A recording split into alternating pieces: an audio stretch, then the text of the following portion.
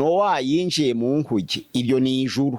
None ibyago biraje 10. None se niba isi izarimbuka abazarokoka nabameze bate? None se intambara ya Harmagedoni izaba ryari dukurikije ibimenyetso by'iminsi y'imperuka? Izaba ku cago ca 6. Witeka umva gusenga kwanje, utaka kwanje kukugereho, gusenga kwanje gushima imbere yawe kumubavu, no kumanika amaboko yanje kube nk'igitambo ca nimugoroba. Reka nsuhuze nshuti ya Gusenga Everyday, nizere ko mumeze neza. Mu bisanzwe muri kumwe nanje Manakiza Edouard, nkuko mura kuri kamera ya Gusenga Everyday. Turi kumwe na Dr. Revera Pasteur Mpaura. Dr. Shalom shalom.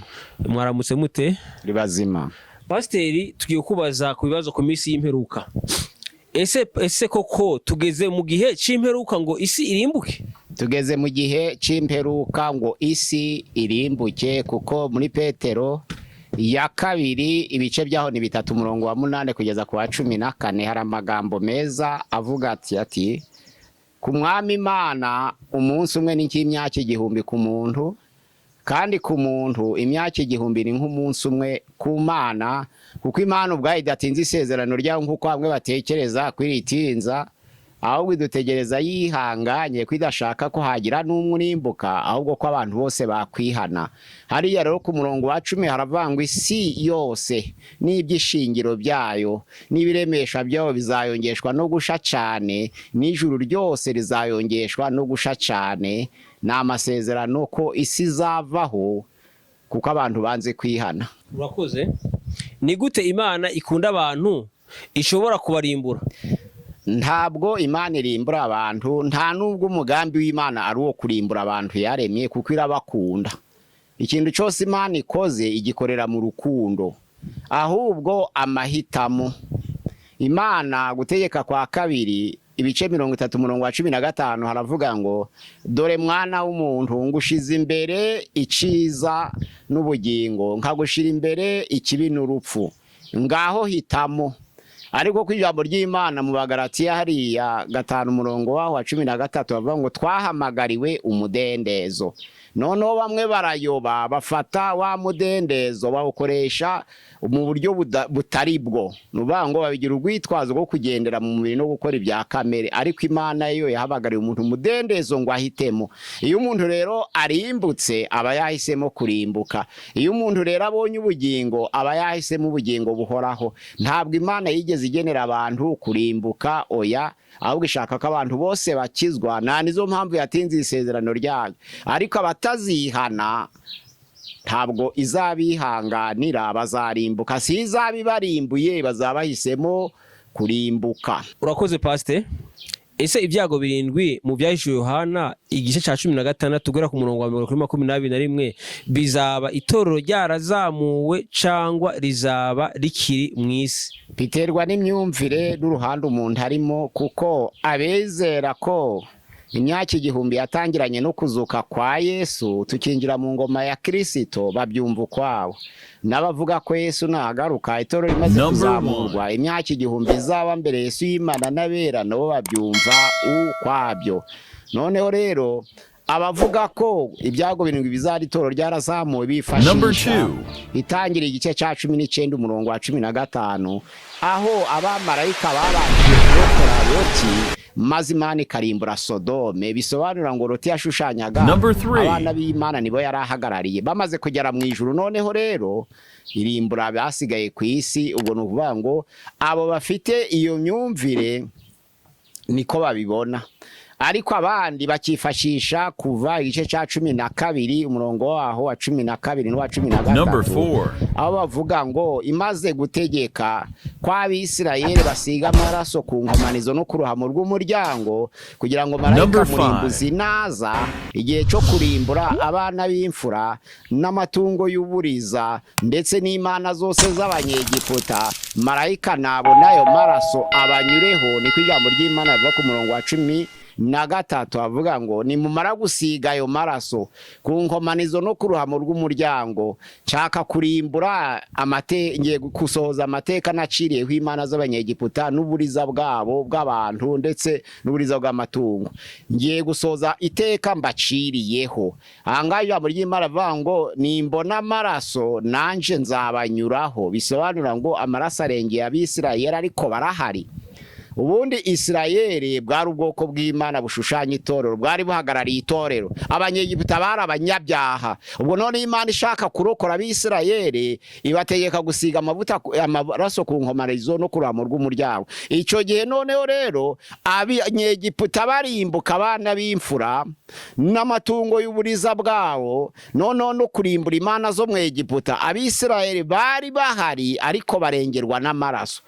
Bisobanura ngo abakurikiza iyo tandanse, iyo myumvire, nabavuga ko ibyago 7 bizaba itorero rikiri mu isi bikaba barebana bose bari hamwe, ariko Imana ikabarengera ikabashira mu bwisho bwayo ariko bari kumwe. Abona baresha ariko bari aba Sodome bavuze ngo Imana yarimbuye umurwa wa Sodome n'Igomora imaze kurukuramo Loti, bavuga ko Imana ubwo yakuye mu itorero riragenda irimbura abasigaye. Abo rero bavuga batyo ni abapremierinaliste bavuga ko Imana izabanza gukura mu itorero abasigaye bakarimbuka, naho bari bavuga ko bazahanwa bari kumwe bakarimbuka bakabahura n'ibyo byago bari kumwe n'abera. Ni abapremierinaliste, bamwe bakumva ubu buryo abandi bakumva ubu buryo. Noneho rero ubwo buryo bwombi burumvikana mu byanditswe byera. Ubwo nukuvuga ngo Imana bamwe bavuga ko izarimbura isi, itorero ryarazamuwe ikoresha ibyo byago 7. Ntabwo azaba ari ukurimbuka kwiteka, ahubwo azaba ari ibyago 7 byisutse ku isi kubw'ibyaha. Noneho rero abandi bakavuga ngo ibyo byago bizisuka ku isi n'abera bahari, noneho Imana ibaberinga bibakingira ibahishire mu bwisho bwabo be guhura nabyo ariko bahari. Narese mu butumwa bwiza ko bavuga ngo uko byari mu minsi, uko byari mu gihe ngo Sodomu n'Igomora ngo niko bizaba no mu gihe cya none. Ntumva ko abapremierinaliste aribo baba bari mu kuri? Oya, bose bafite imirongo ibashigikira, kuko Nowa yinjiye mu nkuge, ibyo ni ijuru. Ego. Noneho isi isigaye irarimbuka. Ariko bamaze kwinjiramo. Urumva ko bari bamaze ibyago byaje abantu bamaze kwinjiramo. Ariko abanyegiputa n'Abisirayeli bari bataratandukana kandi bari bafite urugendo rwo kuja Kanani ariho mu ijuru, kuko Egiputa yashushanyaga isi y'ibyaha, Farawo agashushanya Satani, none Abisirayeli bagashushanya itorero riri mu isi y'ibyaha. None rigeze igihe cyo kurokoka, none ibyago biraje 10 bigiye gutera abanyegiputa. Ariko wibuke yuko nubwo byateye abanyegiputa, wibuke ko Abisirayeli bibera i Gosheni baba ahantu habonyene. Oya, barengewe n'amaraso. Ku ijambo ry'Imana ntabwo ari uko riravuga ngo nimbona amaraso nzabanyuraho. Ni ikimenyetso kirambera, ikimenyetso ko iyo nzu ari y'Umwisirayeli, kugira ngo marayika murimbuza atagira icyo arimbura mu nzu y'Umwisirayeli kuko abonye amaraso. Ego. Urakoze cyane. None se niba isi izarimbuka, abazarokoka nabameze bate? Abazarokoka, Daniel yabaye i Babuloni nayo ishushanya isi y'ibyaha. Abagize kwihangana nka Daniel, abazagira kwihangana nka Daniel n'abazarokoka isi y'ibyaha, kuko Babuloni yashushanyaga isi y'ibyaha. Nuvuga ngo ibyo bavuga ngo kuva muri Babuloni ntabwo ari fizike, ntabwo ari amaguru n'amaboko, ahubwo ni ibitekerezo. Kuko yatsinze yanze kuramya ibigirwamana by'i Babuloni, aranesha ariko ari i Babuloni, ahubwo arabafasha abageza ku rwego rwo kumenya Imana. Ubwo icyo gihe noneho rero Daniel aranesha kandi ari munsi y'ibyaha, kandi ntiyandorisha ibyo kurya by'ibwami, ariko anesha arimo. Ahangara bazarokoka n'abazifata neza mu isi y'ibyaha nka Daniel. Muri Ezekiel igice cya 14 umurongo waho wa 12 ku murongo wa 14 haravuga ngo mwana w'umuntu, igihugu nikinkorera icyaha nanjye nkakiramburiraho ukuboko nkagitsembaho ibintu byose n'amatungo n'abantu, naho harokoka abantu 3 bameze nka Nowa nayo buna Daniel, gukiranuka kwaho kuzakiza ubwabo bagingo, ariko nta kizatuma isi idahinduka amatongo, ni Uwiteka Nyiringabo avuga. Uzamera nka Daniel bongeye kumuvuga, akamera nka Nowa, akamera nka Yobu. Nowa yemeye kwemera igitekerezo, noneho yemera itegeko ry'Imana, yibariza inkuge, ubwo ni umukiranutsi, kuko muri Petero hariya ya kabiri igice cya kabiri umurongo wa kane avuga ngo ni umukiranutsi, ni umuvugabutumwa wo gukiranuka. Noneho Yobu yihanganiye ibigeragezo kugeza igihe yaneshereje. Abazihanganira ibigeragezo nka Yobu bakavuga ubutumwa bakiranuka nka Nowa, bakaba mu masengesho birinda kwiyandurisha n'iby'isi nka Daniyeli, nibo bazarokoka. Ijambo ry'Imana riravuga ngo nubwo cabonekamo batatu ntabwo Imana yatinya.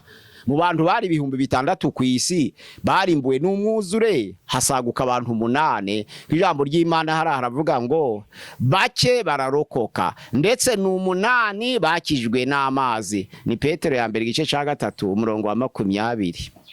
Ariko nayo biravuga ngo kutagira ikigongo bo mu gihe ngo ca Nowa, ngo ntigire ikigongo ngo mu gihe ngo ca Loti, ngo ntigirire ikigongo n'abamarayika cagiye bakora ibyaha, ngo ntizagirira imbabazi abikiye. Kuko no muri Petero ya kabiri igice cya 2 umurongo wa 4 haravuga ngo kuko Imana itigeze ibabarira abamarayika bacumuye, ahubwo irabafata ibajugunya mu mworera aho barindiwe babohesha iminyururu y'umwijima, aho barindiwe gucirwaho iteka.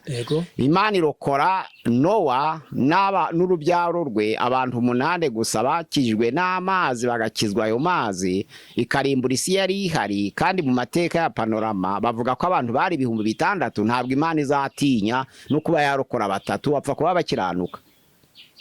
Ikingenzi nuko Imana yashize imbere ibintu bibiri guhitamo. Nubwo rero bose batahitamo, ntabwo Imana yatinya barimbuka ikongera ikarema, kuko ifite ubushobozi, biri mu bushobozi bwayo. Ariko ku ijambo ry'Imana rivuga aberetswe iby'ijuru, Yohana avuga ngo mbona abantu benshi umuntu atabasha kubara, bo mu mahanga yose n'indimi zose n'imiryango yose n'amoko yose, bisobanura ko bazaba bahari. Hari abazarokoka. Yego, urakoze Pastor. None se intambara ya Harmagedoni izaba ryari dukurikije ibimenyetso by'iminsi y'imperuka? Ikizaba igamije ahangaha izaba ku cago ca 6. Icyo ni icya mbere, kuko hari ibyago 7 byanditswe mu Byahishuwe 16. Yego, icya mbere hari icago c'ibisebe, hari icago c'amaraso ku nyanja, hari icago ca 3 c'amaraso ku migezi n'amasoko, hari icago ca 4 c'izuba rikaze, hari icago ca 5 c'umwijima, hari icago ca 6 c'ibikeri. Ku murongo wa 12 niho bavuga ngo mbona imyuka 3 mibi iyobya isa n'ibikeri, ariyo myuka y'abadayimoni ikora ibitangaza, noneho igahururiza abami bo mw'isi guteranira mu ntambara ikomeye y'umunsi ukomeye w'Imana. Abo badayimoni bari muri ibyo bikeri, iyo ni imyuka ikora ibitangaza, kuko ni mu kanwa ka cakiyoka n'aka nyamaswa n'aka muhanuzi w'ibinyoma. Ahangaha bigaragaye ko intambara ya Harmagedoni izaba ku cago ca 6 c'ibikeri, ariko hasigaye icago c'urubura ca 7 kitaraba. Urakoze cyane Pastor. Ese iyo ntambara izaba igamije iki? Zaba igamije guhururiza amahanga yose. Ni ukuvuga ngo ibihugu by'ibihangange byigize ingenge, marayika ufasha akagozi ko gutuma abantu batarwana umusubizo azaba yakarekuye, noneho ibahururize bose bumve bashaka buri wese kuba igihangange, noneho bahururize muri iyo ntambara. Ariko intambara bazaba bagiye guhururiramo ni ya Palestine na Israel, kuko niyo ntambara ikomoka mu burubyaro rwa Aburahamu. Icyo gihe rero abazahurura ni abazabashigikiye, bamwe bazashigikira abandi bashigikira abandi, bamwe Palestine abandi Israel. Noneho abo badayimoni binjire mu bihangange binanirwe kwifata, ibinarigwa kwifata bihurira aho ngaho byerekana kurengera bamwe, abandi barengera abandi. Noneho niho muri iyo kaziyo iyo ntambara ya Magedoni, kuko hari bisobanura intambara imegidoni nyuma y'inkike z'i Yerusalemu, nta handi bigomba kubera nane nyuma y'inkike z'i Yerusalemu. Ariko amahanga yose iyo ntambara izabigoje kuyahururiza ngo baze muri iyo ntambara. N'utari ufite igitekerezo yumva ashaka kugira abafana, arega bizameze nk'umupira. Iyo hari umupira fanatisme, abantu bamwe bafana abandi bagafana waje kwinjira muri sare y'abari gufana, ukareba ahari umwanzi wawe uri gufana ugahakwepa ukaja gufana hatari umwanzi wawe. Nuko biba burya nubwo waba ukunze ekipe, iyo usanze umwanzi ari kwifana ntabwo ubukifanye, urahindura ukaja kuri ya yindi ekipe yanga kugira ngo nawe uhangane nawe. Niko iyo ntambara izaba yifashe muri ubwo buryo. Ubundi iyo ntambara izaba ari y'Abarabu n'abare bajuife nta bandi, ariko amahanga yose ahuruzwe nayo kugira ngo baze mu buryo bwo kurengera barema amashaka, mbese nko kuvuga ngo ni ugufana. Bamwe bazafana Abarabu, abandi bafane Abayuda, none intambara ihuruza amahanga yose. none uretse bariya abana babiri ko hariho bariya baramuko ba Esawu bariho kwa bariya Midiyani urebye mu mbone ya gihanuzi ubona bazaja ku ruhande ruwe, baza mu rwihisho, ariko kuko bumva akarengane k'Abarabu. Ego, urabona muri politike bagaragaza ko bashigikiye Abarabu. Na nizo mpamvu bumwe bw'Uburusiya buri hafi y'ubumwe bwa Irani kuruta Isirayeli. Ego.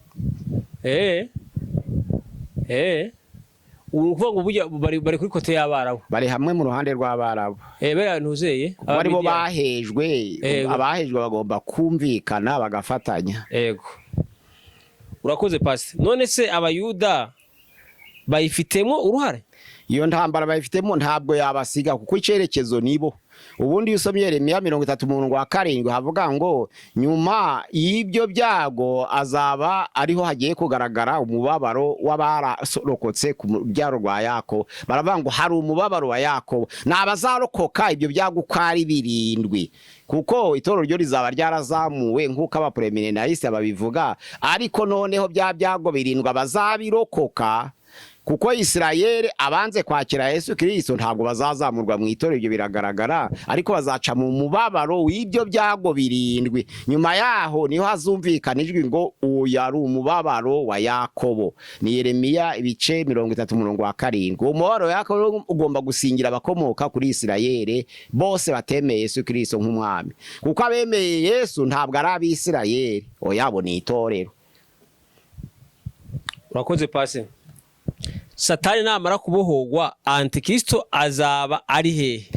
Satani azabohwa Antikristo amaze kurimbuka.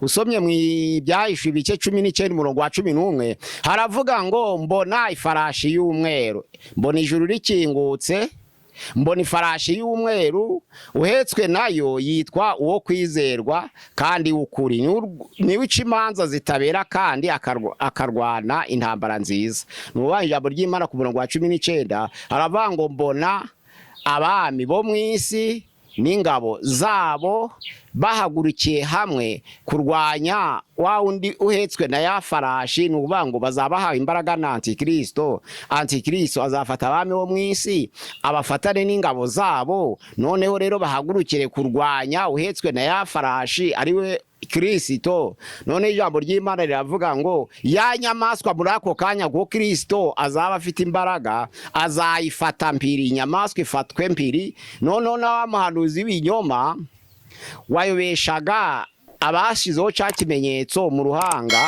n'abaramya cya gishushanyo cyayo, nawe ijambo ry'Imana riravuga ngo afatanwe mpiri nayo niyo nyamaswa. Ijambo ry'Imana riravuga ku murongo wa 20 ngo bombi bajugunye muri ya nyanja yaka umuriro n'amazuku. Ahangaha rero Satani azabohwa bamaze gurimbuka. Noneho Satani aboha imyaka 1000 nabazabohorwa, ariko iyo myaka 1000 bazaba bari muri iyo nyanja yaka umuriro. Ku ijambo ry'Imana riravuga ngo Satani wabayobyaga ajajugunya muri ya nyanja yaka umuriro n'amazuku irimo ya nyamaswa n'abamuhanuzi b'ibinyoma. Ibyahishwe 20 umurongo waho wa 10 n'uwa 11. Nuvuga ngo bazaba barimbutse igihe cyo kuboha kwa Satani. Antikristo n'abamuhanuzi b'ibinyoma bazaba barimbutse. Urakoze pasiteri. Nubuhe butumwa bwiza bwa Yesu buzamamazwa nyuma yo kuzamurwa kw'itorero? Ubutumwa bwiza buzamamazwa ubundi buzaba ari ubutumwa bw'abahamya 2, kuko abakiri ubutumwa bwiza mu gihe cy'itorero bazaba bazamuranwe n'itorero. Noneho hasi abasigaye ku isi nibo bazasanganirwa n'ubutumwa bw'abahamya 2 kugira ngo hagaragare cya gice cya 3 cy'umuzuko wa mbere. Ku Byahishwe ibice cya 11 ku murongo waho wa 17 haravuga ngo abo bahamya nyuma yo guhamya kwabo abahamya 2, ijambo ry'Imana rivuga ngo ya nyamaswa izava ikuzimu. ni umwuka mubi wa Satani uzaza kwinjira mu batware bategeka isi. Noneho babatware barakarire babahamya babiri n'abemeye ubutumwa bwabo. Ijambo ry'Imana riravuga ngo bazabarwanya, bazabanesha, bazabica, imirambo yabo izarambarara mu nzira nyabagendwa y'umudugudu ukomeye ariyo Sodome na Egiputa, ariho n'umwami wabo yabambwe. Mu mvugo y'umwuka bisobanura ngo ni Yerusalemu, umwami yabambwe i Betelehemu. Noneho rero ijambo ry'Imana riravuga ngo bazarambarara mu nzira nyabagendwa y'umudugudu ukomeye witwa Sodome na Egiputa, ngo ariho n'umwami yabambwe. Nuvuga ngo abantu bishize mu byaha, umudugudu wari wose ukoze ibyaha ugereranya na Sodome na Egiputa, kwari ukugereranya. Ariko Yesu yabambwe i Yerusalemu, Isirayeli. Ubwo noneho rero ijambo ry'Imana riravuga ngo ahangaha nibamara hamya kwabo inyamaswa barakarire, kuko izabibuza birimburanwa nabo bahagije. Ariko ijambo ry'Imana riravuga ngo nyuma y'imyaka 3 n'igice umwuka uzava ku Mana, bazibita umwuka w'ubugingo uzava ku Mana winjire muri iyo mirambo. Noneho ihaguruke, none ijwi rivugire mu ijuru ngo muzamuke muze hano. None ijambo ry'Imana riravuga ngo bazamuka bajya mu ijuru, abanzi babo babireba. Ni ukuvuga ngo icyo gihe niko bivuga, abo bahamya babiri bazazana ubutumwa, abasigaye batazamuwe mu itorero nibwo bazaba basigaranye gusa. Ariko ikimenyetso cy'imbaraga z'umwuka wera kizaba kitakiriho, kuko umwuka wera akorana mu itorero, kandi inshingano z'umwuka wera izaba zarangiye. Nubwo umwuka wera wera hose icarimwe, ariko inshingano y'itorero ku mwuka wera azaba arangiye. Hazaba hasigaye gucunguza no kwibaza n'ibitekerezo n'umutimanama, nibo bavuga ngo bazacunguzwa n'amaraso yabo. Wakoze pasi. None pasite, uriya mubare 366 uzajaho abantu ryari? Umubare 666 muri Yohana ya mbere igice cya 2 umurongo wa 18 havuga ko Antikristo yarangije kuza. Kandi Antikristo nicyo kimenyetso cya 666.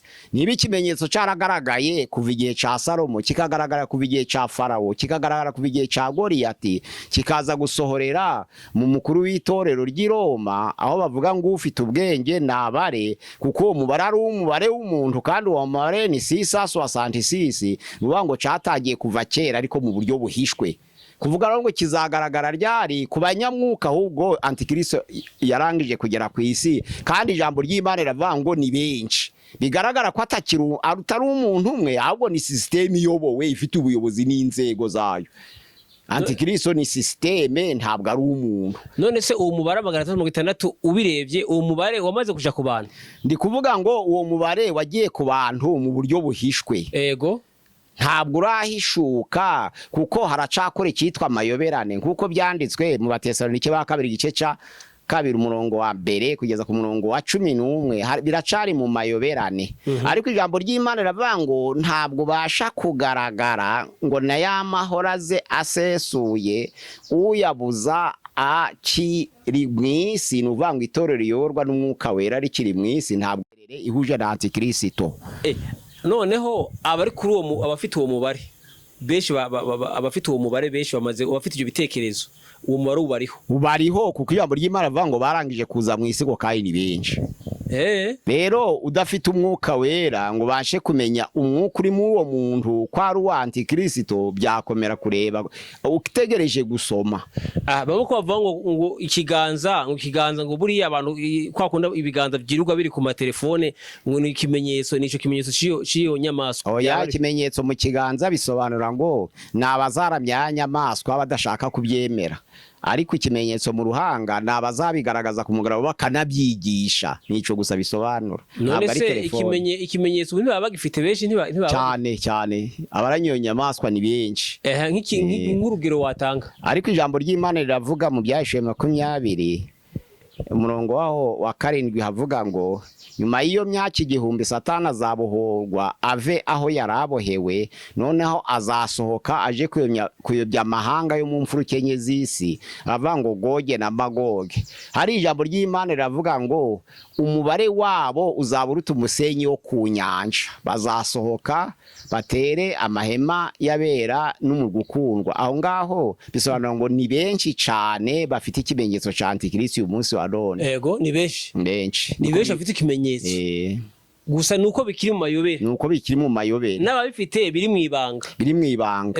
Batarerura mu benshi baracapfunyitse mu kiganza, ariko hari abazahitamo kwerura nyine ico gihe babibwirize mu nsengero. Ariko urebye mu cyamaze kugera ku bantu, wakiri ku bantu kirahari.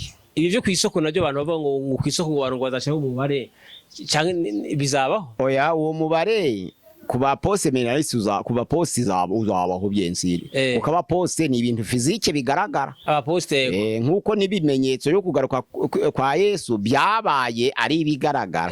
Imitingito, nani myuzure, inkongi y'imiriro, ahantu henshi habaye kugwa kw'igenyeri, bikaba ibintu bareba bakanabara.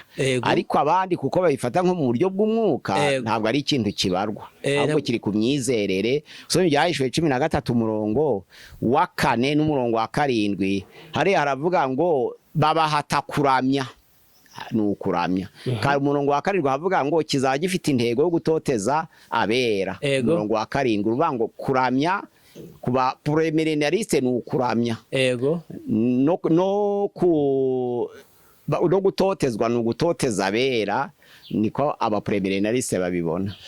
Mu bimenyetso kwa Yesu ko hariho umurongo uvuga ngo ntabwo azaza kwakureka Imana ngo gutabanje kubaho. Ese muri iyi minsi kureka Imana kwaba kuhari urebesheje n'amaso, ariko ufite ubutumwa bwiza niwe wamenya ko gutambikira, kuko hari umuntu uyobora itorero kandi akaba aramyanyamaswa akaba acimva mu itorero, ubu ntiyashobora kubimenya. Hagomba kuba guhishurira kugira ngo umuntu amenye ko ari muri ico kimenyetso cyangwa se ari mu by'Imana.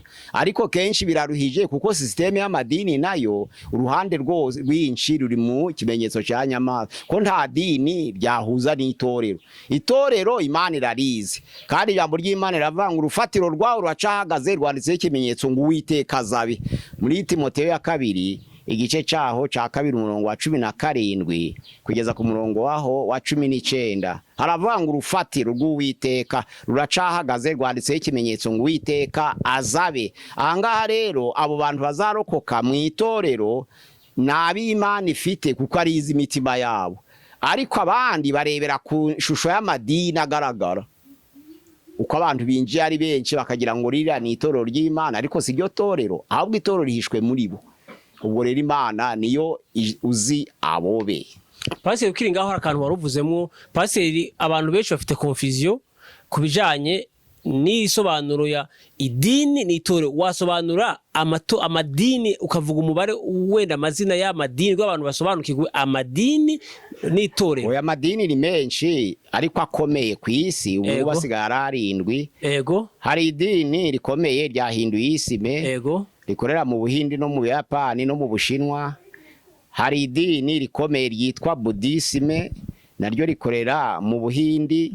Hari idini rikomeye ryitwa Zoroastrianisme, naryo rikorera muri Iran, rifite ikigwamana cyitwa Mazda. Hari idini rikomeye ryitwa Abayuda, ariryo rihuzwa n'Imana n'abantu na Mose. Hari idini rikomeye ryitwa idini rya Gihanga rya 5 Animisme. Hakaba n'idini rikomeye rya Islam rifite umuhanuzi umwe Muhammad, naryo ni idini rya 6. Rya 7 rero ntibyakagombye kwitwa idini kuko ari Christianisme, ariko abantu bashizemwe amahame asa n'ay'amadini ashingiye ku mihango bahawe na basekuruzaho akarande, kuri rimwe na rimwe bashakisha inyungu z'amadini ahinduka amadini ariko ryari itorero. Ariko uyu munsi wa noneho hari amadini 7 kuko na Christianisme yinjiye mu madini. Noneho andi mashami yose aboneka muri aya 7 mvuga.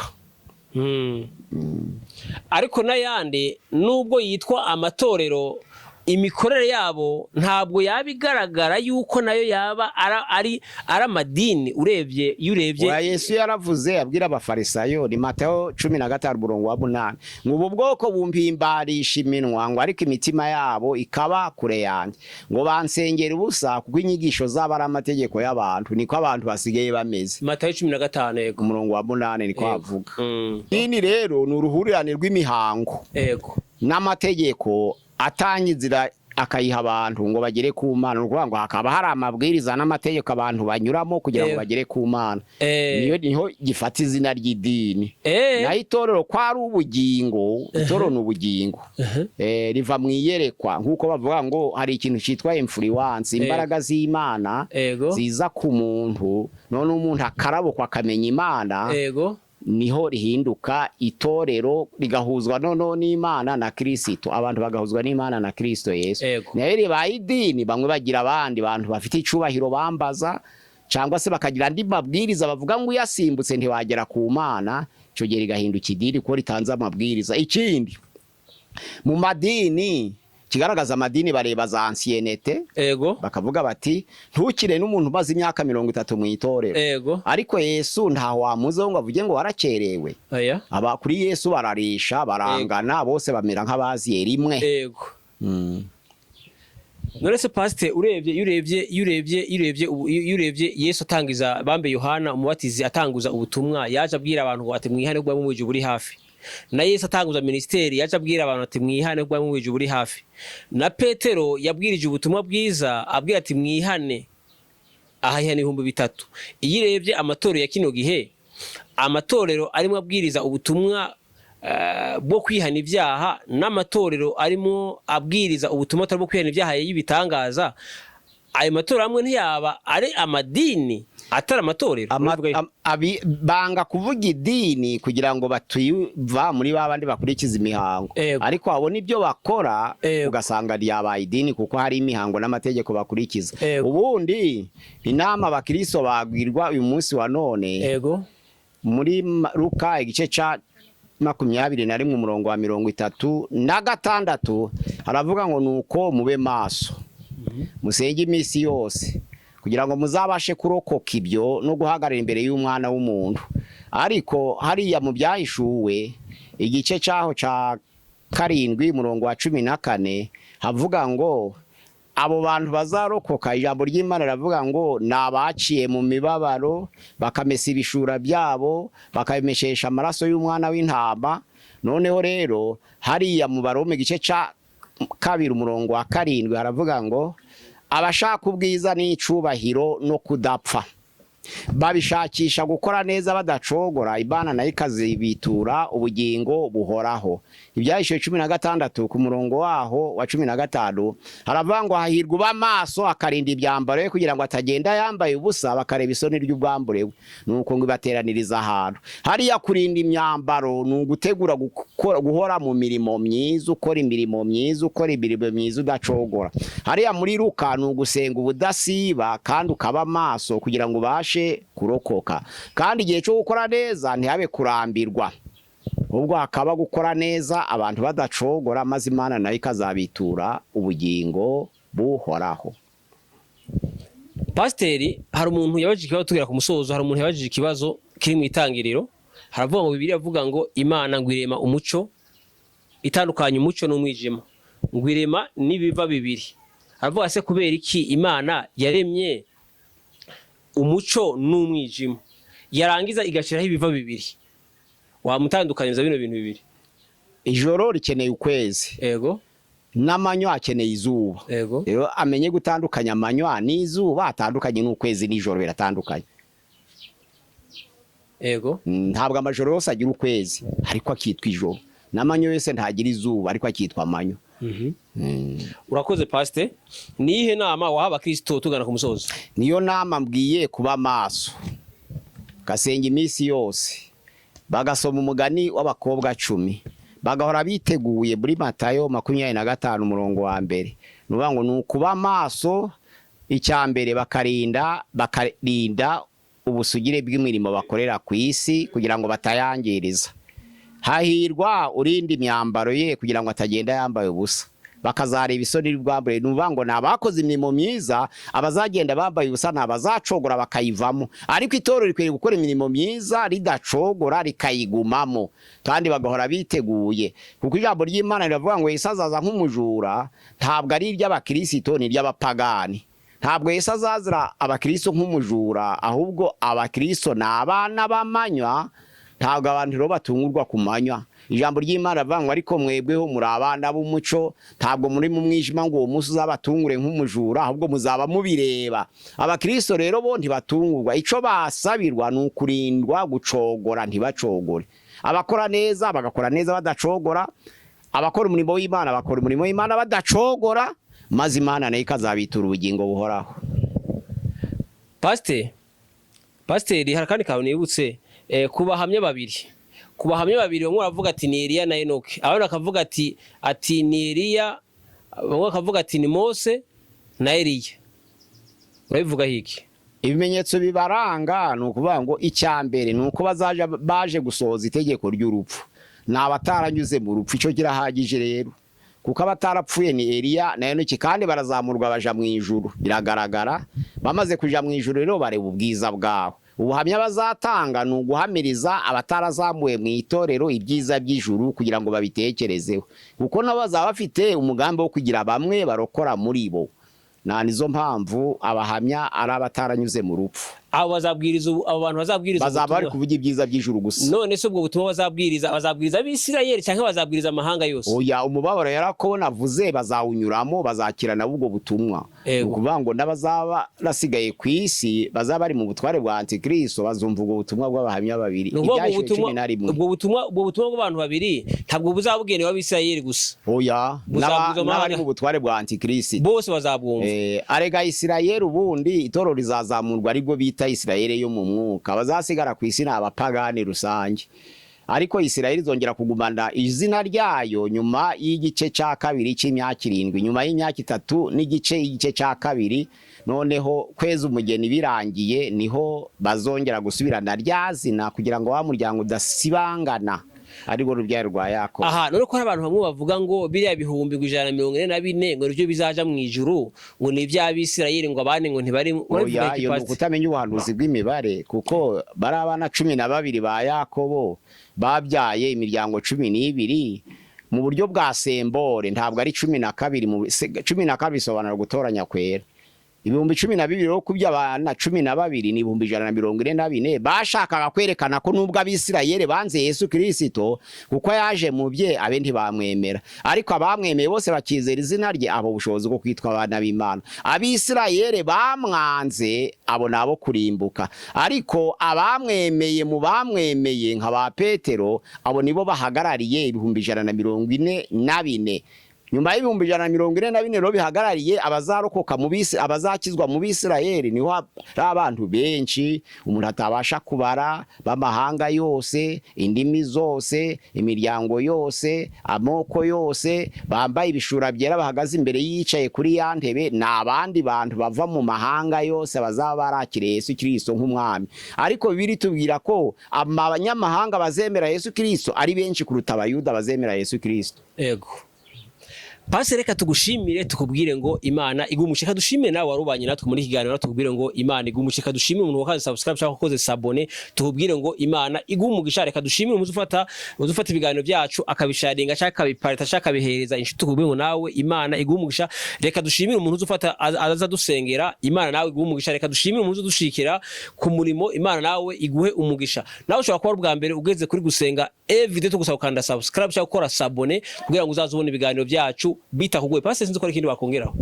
Ni channel ya gusenga everyday 078 ni nimero ya WhatsApp 07866966620 07866966620. Murakoze abatugana kuri channel ya gusenga everyday. Imana duhana umugisha. Urakoze cyane. Ikiganiro naho ubutaha. Shalom shalom. Yesu abaho umugisha. Shalom.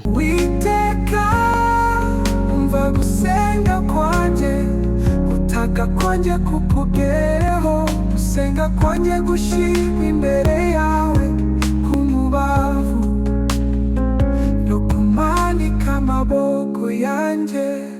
nk'igitambo cya nimugoroba.